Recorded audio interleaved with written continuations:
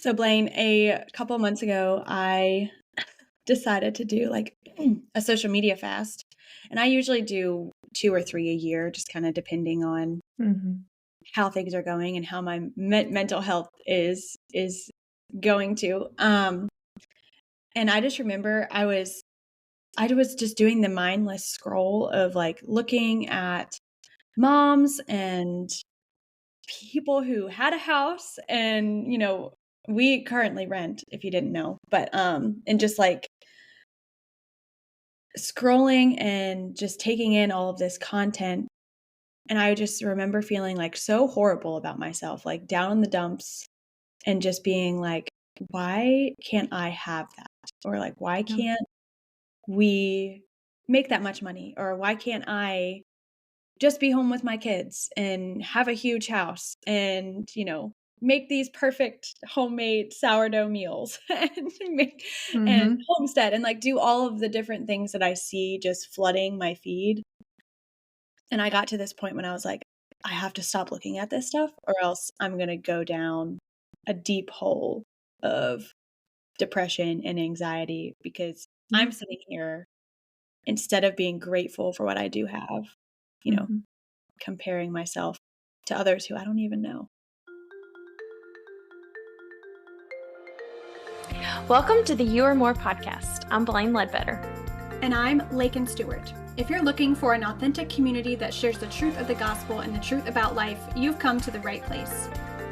We believe that you are more. You're more than motherhood, more than your ministry, and more than your career. Grab a cup of coffee and listen in to hear the truth about what it means to find your identity in Christ through every season of life. Welcome to the You Are More podcast.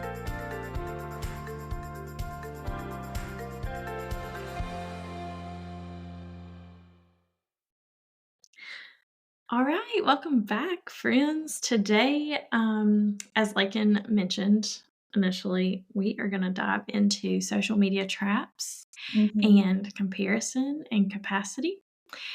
Something that, if you're listening, you're going to be lying if you say you have never struggled with this. Yeah. um, I There's not think, one human on planet Earth that has come across something on Instagram, Facebook, or TikTok and been like, mhm, man, I want that. yes, I think social media can certainly be a good, effective tool to raise awareness and to share encouragement, but I don't think it's balanced in terms of, I think it leads to a lot of comparisons and highlight reels. We are So, here to de-influence you. yes, 1000%. And so, um, first, so each of our, um, what's it called, areas that we try to focus on in this Names, yeah. podcast is Motherhood, ministry. motherhood slash marriage, ministry, and career. So if you're listening, you may fall within one of those 3 areas. And so keep listening, and we hope that this is relevant for you. So, social media traps. Let's start with some of the most common ones in each of these areas. Yeah. So, let's start with the whole, I'm going to put these together, but like motherhood slash marriage. Yeah. Great. So, some that I see, and again, I just want to also say this is no judgment to you or any person who posts these things because I have no idea what they're going through. I'm Mm, just saying what traps me into comparison yeah. is their marriage is so perfect. They never argue. Um, Her husband is so helpful. They're so financially well off. She has 10 kids and bakes homemade dinners every night from their organic, homegrown, farm raised everything. And her kids never disobey. Like, Oh, man. never, Fairy tale never. world. Mhm. Gosh, Blaine, I really relate to that. On the motherhood, marriage side of things, I follow a good many like toddler behavior, like Big Little Feelings. Mhm. There's a Mm. few others out there that have just good advice. And I will like sit there and scroll and read through how they've managed a toddler meltdown. And I'm like, Yeah, but if I did those things, my toddler would still be screaming. So then I'm like, why can't I just like handle that? Literally. Yeah. Or like, man, it'd be so great to have a garden, but we don't have a backyard and just like, and then I don't know if you're like me, Blaine, but I am definitely a starter and a stopper. So when we lived in Yeah. Virginia, I had a garden. We spent Oh. filling it up and like planting seeds. And then we had a 50-foot hose. Okay, should be long enough, but no, we need like a 200-foot hose to reach this garden. I don't know why we planted it so far away from the house. Oh, no. And so every day I'd have to put multiple hose pieces together because you can't just have a big hose sitting in your front yard. And it Oh, was just no. the biggest chore. And by like mid-July, I was totally over it. And I was like, I can't do this anymore. They're just going to die. So we just had all this work that we did. And then I see like other people with their beautiful raised flower beds and gardens. And I'm like, oh my gosh, why can't I just stick to something? Then I keep thinking, Mhm. I don't know if you're like me. I always go, well, one day when we have this, this, and this, or one day when we have Yeah. that, and maybe it'll change, or like maybe I'll do things better, or like when we have a bigger kitchen, I'll be able to get the kids more involved or whatever. And comparing myself to the material things of others, saying that if I had that, I would be better or do what they're Mhm. doing. And that is such a lie. Like, we have the world's tiniest kitchen. Like, we have Yeah. one drawer in our kitchen. And I tell you, it suffices. I'm able to make meals. I'm able to Yeah. get Charlotte to help make cookies, and it's so fun. Aw. Would I love a bigger kitchen? Well, yes, but just knowing that it's not my season for that, and we have a small kitchen for a reason. So, Yeah. that's just a Yeah. small example of things, we Those are good. find That's good. ourselves doing. So, since we are both in ministry, I know you've been here. Woo, Um, this is heavy. Social media traps for ministry. Andrew and I have talked about this a lot. Like, their church is doing so good. There's never anything wrong behind the scenes. Like, they're growing so rapidly. They have 10 services a weekend and they have 50,000 people that come to the churches. Like, what are we doing wrong? Mhm. Like, their church sings such cool music but our church doesn't. And like their church gets to wear all these kind of cool clothes and like they're so fashionable and trendy, but like, you know, even though I may be like, "Oh, that's so cool. I wish we could do that." Sometimes I know people can get into the whole like legalism like, well, their church wears jeans and they must not be saved because, They have you holy know. jeans on. How dare them Yeah. wear their holy jeans to church? No, Blaine, before we came here, and we lived in like rural America, like the ruralest part of Virginia, I think. It Mhm. was a small town. It was a river town, but the town consisted of like 500 people, and we had like a quarter of those people coming to our church. So, Wow. yeah, it was one, that's just a lot because then everybody knows your business, knows where you live, and all that. So, we went to, before we moved to Virginia, we actually attended Harris Creek in Mhm. Waco, Texas. We started attending before JP was ever pastor. But I remember like pretty much every week, probably multiple times a week, I'd be sitting down and being like, gosh, like, why can't our people just like get it together? Why can't we be like this? Why can't we do this? Why can't we do that? Mhm. And truthfully, like, I was coming from a posture of like, these people need to get off their butts and like move and serve and like be the Christ followers that they say they are. Mhm. But number one, I shouldn't have been thinking and judging that. And number two, God was doing so much more than I could have ever imagined in that Yeah. season. And so, like, if you're a minister's wife or you attend a church and you feel like the church you're in right now is like, well, they're not doing this, they're not doing that. Like, take a beat, sit still, Mhm. rest in the goodness of God because God is doing work, whether or not he's doing what you want. Yep. And so, like, Mhm. obviously, we're not at that church anymore, and we are at a much healthier spot, an amazing spot for our family. I love the church we attend now. But reflecting back, I so wish I could tell my former self of God is preparing you for so much more. Yeah. And this might be a really hard, trying season of not having all of the things that you think church should look like, but God's Mhm. refining you, and God is, being faithful, and all He wants is your faithfulness and love. Yeah. Yeah, I can It definitely took relate to that. Mhm. Oh, yeah. It just over the past 5 years of ministry, I've definitely moved from that comparison of, like, "Well, why can't we just be like other churches? Why can't we be some super healthy rock star, just, like, everything's perfect and great?" But I look back and I'm like, "No, I like our church as is because God has put us there. God has put us there, and if He wanted us anywhere else, He would take us and pluck us and move us out of the way." But either way, like, you know, He's gonna build His church. The gates of hell will not prevail, and it doesn't matter what my ratchet thinking is. Like, He's gonna accomplish His will, and Amen. sometimes I just Yeah. need to sit my butt down and stop comparing to what other churches display on social media. Oh, yeah. I know.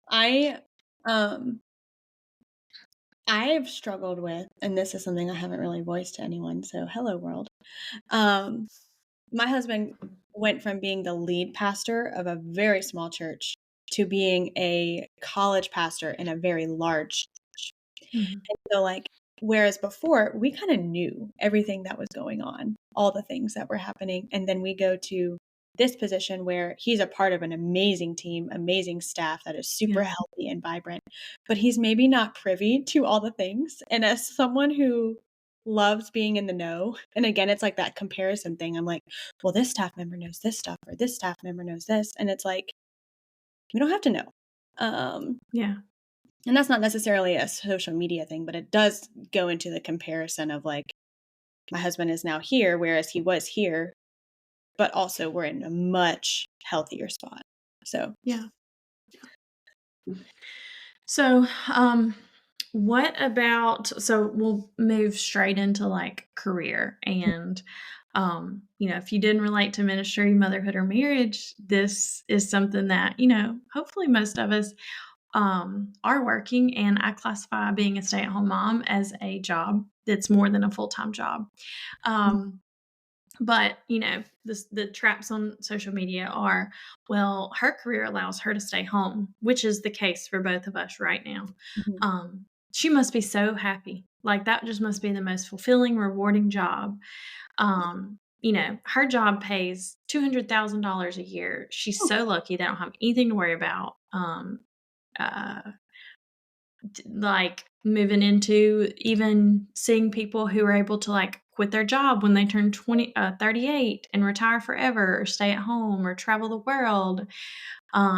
Or, she has a job that never like it's just the perfect job and there's never any messes at work. There's never anything going wrong. And most of the time, none of that is actually true because yeah. and you and I have talked about this often. Working from home is an adjustment. It's a lot. It is It's hard. It is. I love being part-time and I love also being able to be home with my kids, but that definitely comes with a lot of Yeah. challenges. I was actually So thinking about this last night. I don't know what made me think about it, but sometimes I will get like a twinge of like, man, I wish I could leave work somewhere else. You know, mhm. you Yep. know how when you're in school or in college or whatever your, educational path was, it was always like you left, you went to class, you came home, you had mounds of work to do. And Mhm. it's like I've always really, really, really wanted like to just leave my work somewhere else. And right now I'm in a spot where like I love my job. I love what I'm doing. Are there tough days? Yes, just like with anybody's Mhm. job. But also, I would really love to leave it somewhere else. So, Yep. like, when I get home, it's like a sanctuary. And right now, I work from every room in my house, whether it be on the couch while the kids are playing, whether it be actually at my desk like I am right now, or in bed when I'm just feeling crummy. Like, it's Mhm. work permeates our entire space. Whereas, like, Cody leaves, and yes, he does bring some work home, a lot Yeah. less than he did in Virginia, thankfully. But like my work is just always here. And that's Yeah. hard. And I will Yep. get on like that social media scroll and be like, man, all she does is like post Instagram videos and she has hundreds of thousands of dollars and hundreds of thousands of followers. And I'm like, Yep. I don't want to do that. That's a lot of pressure for one to just share your entire life as an influencer. Yeah. Sometimes I wonder, I'm like, man, they have it so dang easy. All they have to do is this, and this. And then get And roasted in the comments. So, I mean, there's definitely and mistakes. that's it. I think in all of these traps, Instagram is a 5-second preview of a 24-hour day. And so as soon as she turns that camera off, like her kid could have, you know, needs that we can't even imagine. Like they're having meltdowns constantly. Or maybe her husband is sick, or, she is actually lonely, but social media really portrays that she's got all the friends in the world. And it only tells a very minute part. Yeah. So don't So, mundane to someone else's highlight reel because that's what they're oh, sharing. yeah, Yeah.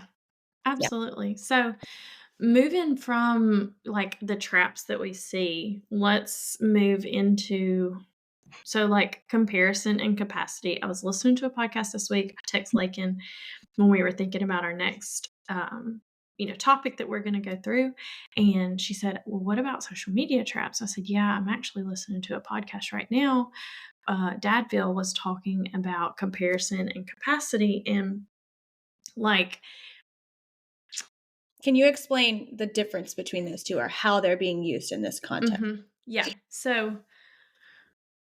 With So we tend to compare ourselves to people on social media and like spiral into deprecating behavior because we can't have that. We can't afford that, what they're showing on us social media. Mhm. But what I have to remind myself is, as I compare, what's her capacity, what's my capacity, because we're all at different levels. Even though you and I lead very similar lives, same job, in ministry, all that, we each have very, very different capacities. So, for example, um, capacity for me looks like, um, in this past year, saying no to a lot of things, scaling back as a doula that I love. I love birth work, but it was not the season of life that I had the capacity to add that in. I'm a member of the church. I had to scale back my duties there. I'm no longer leading worship. I'm a PTO member. I'm not volunteering as much as I was the previous school year. Community volunteer, like my capacity changed, and it does change with seasons for me based on how old are my kids. What's Andrew got going on at the church? What do we have going on personally? Like, I can't. So my kids have needs and my marriage has needs. And like, I can't neglect those because I'm filling my bucket with so much else. So like right now, my capacity may be this tiny little teaspoon, Mm. but one day someone else, one day for me, it could be a bucket. Whereas like in yours could be a bucket. Like you have a capacity to do all the things. I know that you don't because we talk all the time about this.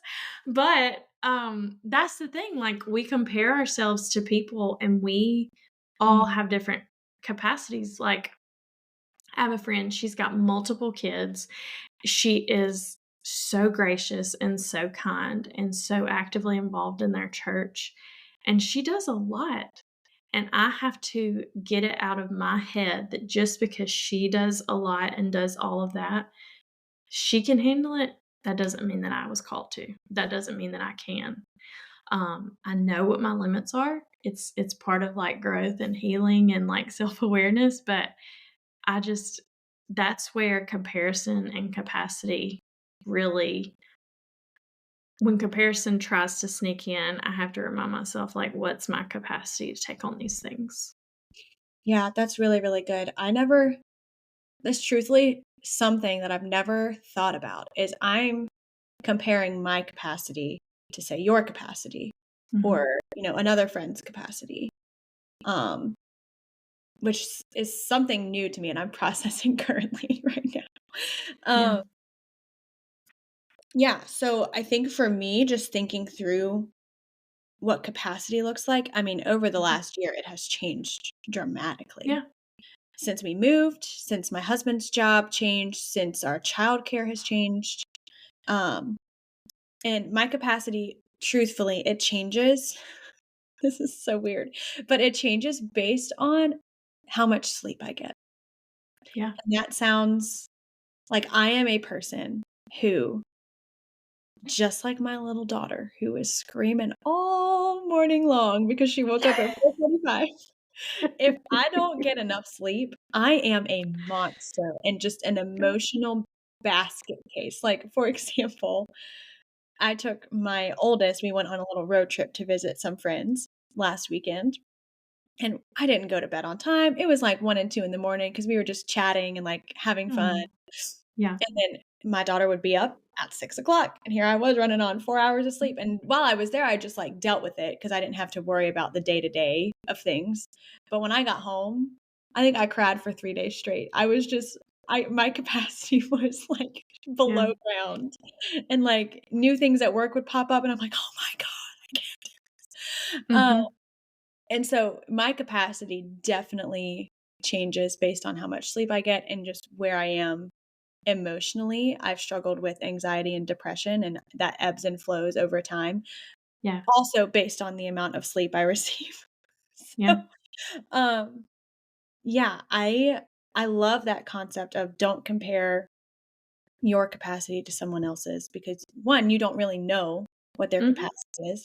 So like you could be handling so much and your bucket, like your proverbial bucket is full, but Yeah. then in their mind, they're looking at you and saying, "Oh my gosh, she has so many things going on and I only have this much." Well, that's your like I only have like you said, Blaine, a teaspoon compared to hers, but that's Yeah. actually their proverbial bucket. So like the buckets are all the same size for like each person has their own bucket and Yeah. they all vary on like, what you might think is a teaspoon is actually someone's full bucket, or, like, what you Right. might think is a full bucket is actually a teaspoon. Right. Right. Yeah.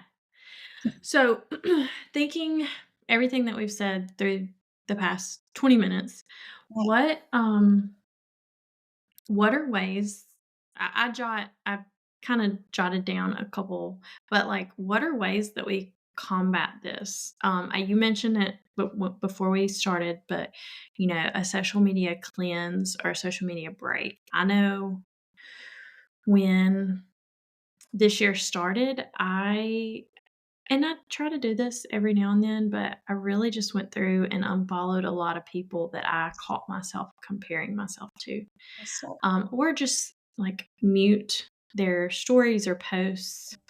Because I'm like, I gotta have a break because it's nothing that you're doing wrong, but I can't do this. And I know you said you did this often, but I do a summer social media fast or love that. break. I go straight off everything during the summer.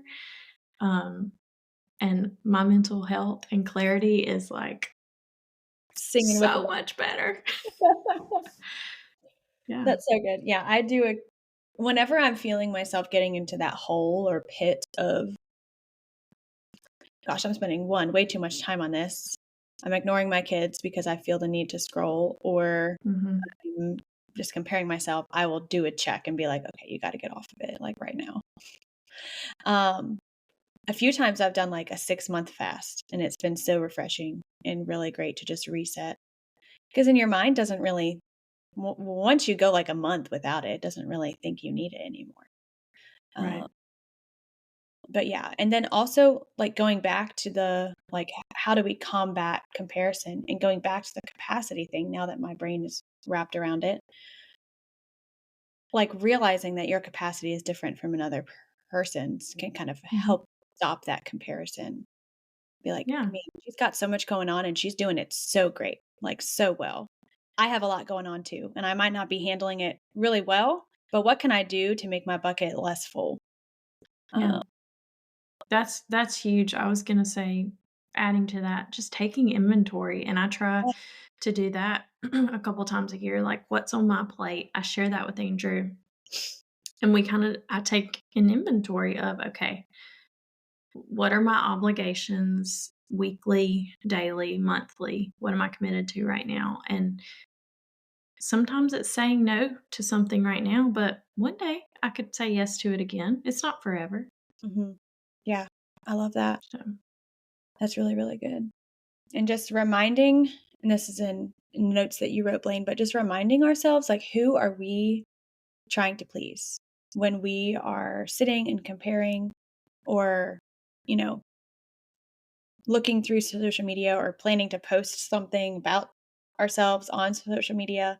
Like, who are we trying to please? Is it mhm. man at large, or is it God? Um, and if the answer isn't God, you might want to check. Do a check Yeah, on yourself, because it can't be both. It cannot be both.